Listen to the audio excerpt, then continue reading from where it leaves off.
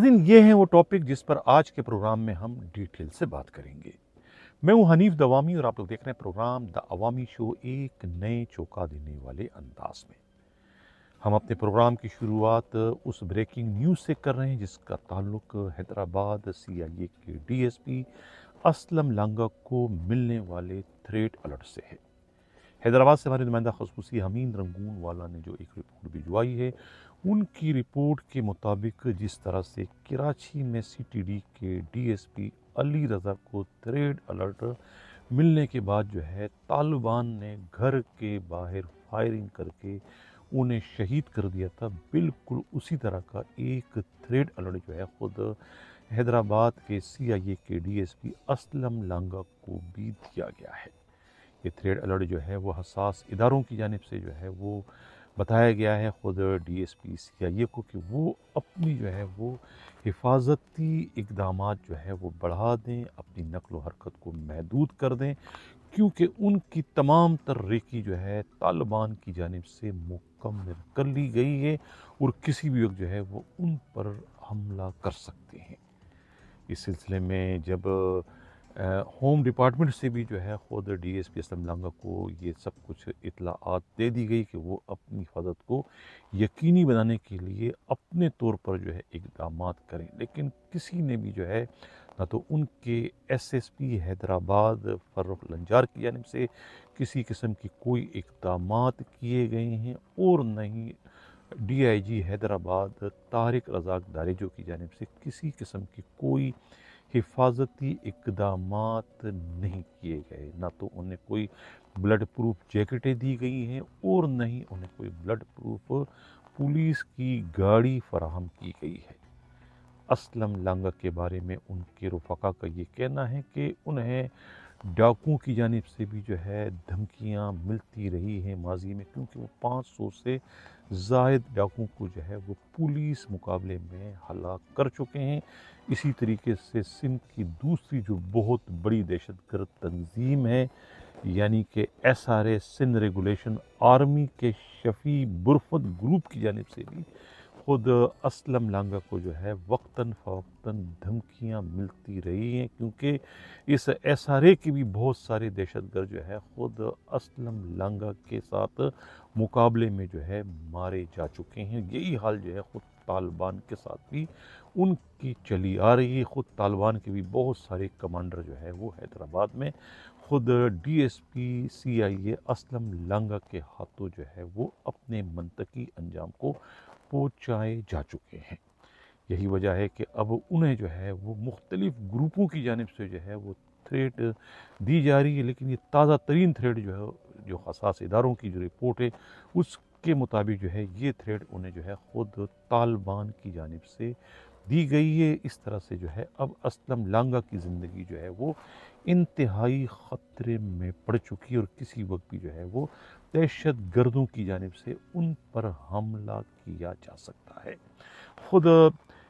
असलम लांगा के करीबी रफ़का का ये कहना है कि सिंध पुलिस में जो है हमेशा जो है रैंकर के साथ जो है सौतेली माँ का सलूक किया जाता रहा है। ये चाहे उनकी जान व माल के तहफ़्फ़ुज़ का मामला हो, इसी तरह के थ्रेट अलर्ट जारी होने के बाद उनके हिफाजती इक़दामात का मामला हो, या फिर उनके प्रमोशन का मामला हो, हमेशा उनके साथ जो है वो सौतेली माँ वाला सलूक किया जाता रहा है। इससे कबल जो IG रिफ़त मुख्तार राजा, उन्होंने अपने दौर में जो है वो 35 DSPs को जो है लड़ झगड़ कर उन्हें उनका हक दिलाकर उन्हें प्रमोट कर दिया था SP के ओहदे पर, लेकिन उनके जाने के बाद से कोई एक भी DPC नहीं और किसी को भी प्रमोट नहीं किया गया, बल्कि उनकी प्रमोशन को इल्तिवा में रखा गया ताकि वो रिटायर हो जाएं और कोई आगे जाके प्रमोशन का मुतालबा करने की पोजीशन में ही ना रहे। इसी दौरान जो है इस किस्म के जो है वो थ्रेड अलर्ट भी जो है वो आना शुरू हो गए, और थ्रेड अलर्ट के आने के बाद भी जो है सिंध पुलिस के इन बड़े अफसरों को जो है कोई होश नहीं है, और उन्होंने जो है वो इन रैंकर्स की जान को बचाने के लिए किसी भी किस्म की जो है वो हिफाजती इक़दामात करने में उनकी कोई मदद जो है वो नहीं की, जिसका ज़िंदा सबूत जो है ख़ुद असलम लांगा को मिलने वाली ताज़ा तरीन धमकी है। इतनी बड़ी खौफनाक धमकी मिलने के बावजूद और उससे पहले एक डीएसपी अली रज़ा जो है इसी तरीके से हिफाजती इक़दामात ना होने के नतीजे में जो है इंतहाई आसानी के साथ जो है तालिबान की फायरिंग से जो है वो शहीद कर दिए गए थे। अब दूसरा जो है ये एक नया ताज़ा तरीन सूरत हाल जिस वक्त सामने आई है ख़ुद अस्तमलंगा की थ्रेट अलर्ट वाली, इस पर भी जो है अभी तक सिंध पुलिस की जानिब से किसी किस्म का कोई रद्द अमल जो है वो सामने नहीं आ सका। इंतहाई अफसोस के साथ मुझे ये सब कुछ इस वक्त अपने प्रोग्राम में कहना पड़ रहा है। अब जो दूसरी हमारी अहम तरीन स्टोरी है वो सिंध पुलिस के मोटर ट्रांसपोर्ट सेक्शन से मुतालिक है। सिंध पुलिस में पुलिस के बड़े अफसरान, पुलिस के अंदरूनी मामलात हो या बैरूनी मामलात हो, जब भी कभी जराइम के ख़ात्मे से मुतल्लिक कोई मुहिम शुरू करते हैं, कोई तहरीक शुरू करते हैं, तो उन तहरीकों का मकसद, उन मुहिमों का मकसद खुदा न खास्ता उस जुर्म को जड़ से उखेड़ना नहीं होता है, बल्कि उस जुर्म में से जो है वो अपना हिस्सा वसूल करने के लिए ही इस किस्म की मुहिमों की जो है वो शुरुआत की जाती है। जो ताज़ा तरीन मुहिम जो है ख़ुद AIGMT की जानिब से जो है शुरू की गई थी IG के हुक्म पर। AIGMT जो है ख़ुद अली बख्श उर्फ आफ्ताब निज़ामानी ने जो डीज़ल और पेट्रोल के चोरी को रोकने से मुतालिक और ट्रैकर के गलत इस्तेमाल को रोकने से मुतालिक जो मुहिम शुरू की थी, उस मुहिम के समरात जो है वो अब उन्होंने जो है दोनों हाथों से बटोरने का सिलसिला शुरू कर दिया है। इस सिलसिले में मीडिया रिपोर्ट्स के मुताबिक और ख़ुद पुलिस ही के इंतहाई काबिल एतमाद ज़राए ने जो रिपोर्ट दी है, जो इतला दी है, उनकी इतला और ख़ुद हमारे नुमाइंदा खसूसी जो है दीवान जी की जो रिपोर्ट है, उनकी रिपोर्ट के मुताबिक एक सब इंस्पेक्टर आरिफ शाह है जिनका ताल्लुक AIGMT के ऑफिस से है। वो इस वक्त फ्रंट मैन का किरदार अदा कर रहे हैं और वो तमाम सिंध के MTO से उनका राब्ता है और उनके ज़रिए फ़ी मोबाइल जो है उन्होंने 5-5 हज़ार रुपये जो है वो वसूल करने का सिलसिला शुरू कर दिया है। ये कहना है ख़ुद पुलिस ही के इंतहाई काबिल एतमाद ज़राए का। IG की जानिब से ख़ुद AIGMT को ये हुक्म दिया गया था कि वो ऐसी मोबाइलों का सुराग लगाएं जिनमें एक से ज़्यादा ट्रैकर इस वक्त इस्तेमाल किए जा रहे हैं, जिसके नतीजे में उन मोबाइलों को सेव किया जा रहा है जो मोबाइलें ऑफ रोड हैं, जिनके व्हील भी नहीं है, लेकिन उनके फ्यूल कार्ड जो है वो बदस्तूर चल रहे हैं। उन्हें रोकने के लिए जो है ये बाकायदा टीम बनाई गई थी AIGMT की सरबराही में, और AIGMT ने जो है अपनी टीम के हमरा कोई 15-18 ऐसी मोबाइलें कराची समेत अंदरूनी सिंध में पकड़ी थी, जिनमें एक से ज़्यादा ट्रैकर लगे हुए थे, जिसके बाद उनके गबन सामने आए और उस गबन के नतीजे में कराची और अंदरूनी सिंध के 8 मुख्तलिफ अजला के मोटर सेक्शन अफसरों को जो है वो सस्पेंड करके उन्हें B कंपनी का मक्खी बना दिया गया था। इसमें हैदराबाद के MTO के अलावा बाकी तमाम ने रिपोर्टें कर दी है, हैदराबाद के MTO ने रिपोर्ट नहीं की है। अब कहा यह जा रहा है कि इस बहुत बड़ी कार्रवाई के बाद से सिंध के तमाम MTO में जो है एक खौफ व हिरास की लहर दौड़ गई है और उन सब ने जो है वो सब इंस्पेक्टर आरिफ शाह से जो है वो राब्ते का सिलसिला शुरू कर दिया कि उनकी मुठ्ठियाँ गर्म कर दी कि वो ऐसी रिपोर्ट उनके मुतालिक ना भेजें जिनके नतीजे में उन्हें भी सस्पेंशन की सज़ा भुगतना पड़े। कहा जाता है कि इसमें जो है ख़ुद SSU के जो है वो बहुत सारे जो MTO हैं, जो एक कोट पुलिस के जो MTO तैयब हैं, इस तरीके से सिक्योरिटी 1 के ASI माजिद है, सिक्योरिटी 2 के जो है वो अज़हर हैं, इसी तरीके से जो है मलक शबीर हैं,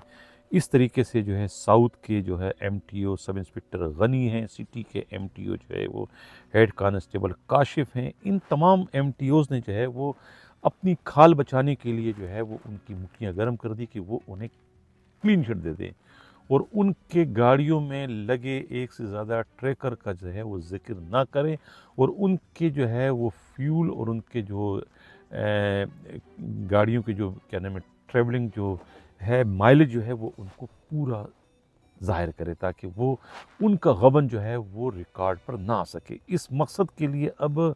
फ़ी मोबाइल जो है वो 5,000 रुपये मुबैन तौर पर जो है सब इंस्पेक्टर आरिफ शाह को देने का सिलसिला शुरू कर दिया। अंदाज़ा लगाएं कि सिंध में कितने हज़ारों की तादाद में मोबाइल है और हज़ारों की तादाद में मोबाइल जो है हर मोबाइल वाला जो है वो 5,000 रुपये जो है ये सब इंस्पेक्टर आरिफ शाह को देने पर मजबूर होगा। ये कहना है ख़ुद पुलिस के इंतहाई काबिल एतमाद ज़राए का। नाज़रीन, ये जो मोटर सेक्शन है, मोटर ट्रांसपोर्ट सेक्शन, ये बहुत ही अहम सेक्शन होता है। ये आईजी का स्टाफ अफसर होता है जो एआईजी एमटी होता है। जिस तरीके से एआईजी लॉजिस्टिक और एआईजी एमटी ये दोनों ऐसी पोस्टें हैं कि इस पर आने वाले एसएसपी की वजह से आईजी का पता चलता है कि आईजी ईमानदार है या बेईमान है, दयानतदार है या हरामखोर है। अगर आईजी का एआईजी लॉजिस्टिक जो है वो बेईमान है, हरामखोर है, इसी तरीके से एआईजी एमटी बेईमान है, हरामखोर है, तो इसका मतलब है कि आईजी खुद भी उनसे बड़ा हरामखोर है। अब अंदाज़ा लगाएं कि इस वक्त दो एआईजी लॉजिस्टिक और एआईजी एमटी दोनों किस तरह के हैं, उस पर मुझे किसी किस्म का कोई तबसरा करने की ज़रूरत नहीं। अब ये इत्तला मिली है कि आईजी के सेक्रेटरी को जो वीगो का तोहफ़ा दिया था, मालूम ये हुआ है मीडिया रिपोर्ट्स के मुताबिक और पुलिस के काबिल एतमाद ज़राए का ये कहना है कि वो तोहफ़ा जो है ख़ुद एआईजी एमटी की जानिब से दिया गया था। 9 लाख रुपए ऑक्शन के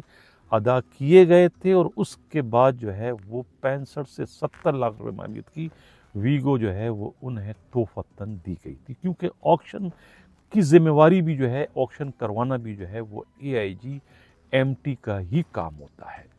अब ये इत्तला मिली है कि इस एआईजी एमटी की दूसरी बार पोस्टिंग जो है वो करवाने का सेहरा किसी और के सर नहीं, खुद एआईजी लॉजिस्टिक यानी खावर अकबर शेख के सर जाता है। खावर अकबर शेख खुद भी पहले 2 बार जो है वो एआईजी एमटी के तौर पर अपने फ़राइज़ सरअंजाम दे चुके हैं और 3-4 ऑक्शन जो है वो करवा चुके हैं अपने उन तीनों टेन्योर के अंदर, और 2 ऑक्शन कहते हैं ये भी करवा चुके हैं एआईजी मौजूदा जो एमटी है इन्होंने करवाई है। तो इनकी पोस्टिंग करवाने का सेहरा खावर अकबर शेख के सर जाता है और खावर अकबर शेख ने ही इन्हें जो है डायरेक्ट किया है मौजूदा आईजी से। अब ये भी इत्तला मिली है कि एआईजी एमटी के दफ्तर से जो है आईजी ऑफिस को मुबैना तौर पर हर महीने 1 से 1.5 या 2 खोखे का वजीफ़ा जो है वो पहुंचाया जाने की इत्तला है। ये कहना है खुद बाखबर ज़राए का। अब ये भी मालूम हुआ है कि एआईजी एमटी जो है ये इनकी सर्विस जो है वो 4-5 माह रह चुकी है। मार्च 2025 में जो है ये इनकी रिटायरमेंट है। और ये भी मालूम हुआ है कि इनकी बहुत सख्त टसल, बहुत सख्त जो है एक सर जंग जो है वो सिंध के सबसे मजबूत किस्म के जो वज़ीर हैं, मौसर वज़ीर है, ताकतवर वज़ीर है, यानी शर्जील मेमन से चली आ रही थी जंग इनकी, और उस जंग के नतीजे में इन्हें 2 से 2.5 साल जो है वो मुअत्तल रहना पड़ा। इन्हें मुअत्तल रखा गया था ज़मीनों के मामलात पर।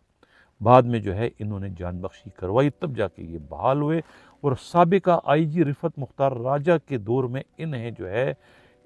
किसी ने सिफारिश करके इन्हें ठट्टा का एसएसपी तैनात करवाया था। उससे पहले ये आईजी एमटी थे, फिर ये ठट्टा के एसएसपी बने और वहाँ से वापसी के बाद दोबारा इन्हें खावर अकबर शेख ने एआईजी एमटी मौजूदा आईजी से पोस्टिंग इनकी करवा दी। ये कहना है खुद पुलिस के इंतहाई काबिल एतमाद ज़राए का। तो इस वक्त जो है एआईजी जो एमटी ऑफिस है इस वक्त पूरी तरीके से जो है करप्शन में इस वक्त होते खा रही है। एआईजी एमटी की जो पोस्ट है और उनके इस वक्त 5 उंगलियां घी और सर कढ़ाई में बताए जाते हैं। ये तो थी सूरत हाल जो है वो खुद एमटी ब्रांच से मुतालिक, एमटी सेक्शन से मुतालिक। इस वक्त पूरे सिंध में 6 बड़े वर्कशॉप हैं, लेकिन किसी एक भी वर्कशॉप में किसी पुलिस मोबाइल की रिपेयरिंग का काम नहीं होता। कहने को तो वर्कशॉप पे करोड़ों का जो है फ़ंड उनको हर महीने दिया जाता है, लेकिन फ़ंड कहाँ जाता है किसी को इसके बारे में कोई इल्म नहीं। 100 मुलाजिम हैं एक वर्कशॉप में, लेकिन मुलाजिम कहाँ हैं किसी को कोई नहीं पता। किसने वीज़े पे छोड़े किसी को कुछ नहीं पता है। ये सारा कोरागंदा जो है इस वक्त एमटी सेक्शन में चल रहा है। एआईजी एमटी के अंडर में ये सारे के सारे इस वक्त मामलात चल रहे हैं। यानी कि 50 करोड़ से, बल्कि 50 करोड़ से भी ज़्यादा का जो है ये फ़ंड है किसका, डीज़ल और पेट्रोल का।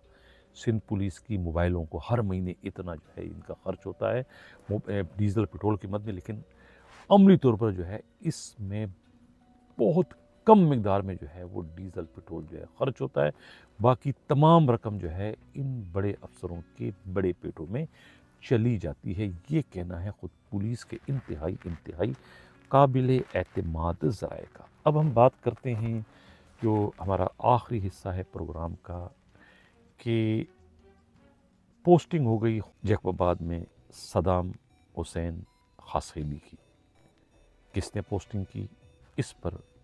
फिर बात करेंगे तफसील से। इसी के साथ अजीज रह जाता हूँ।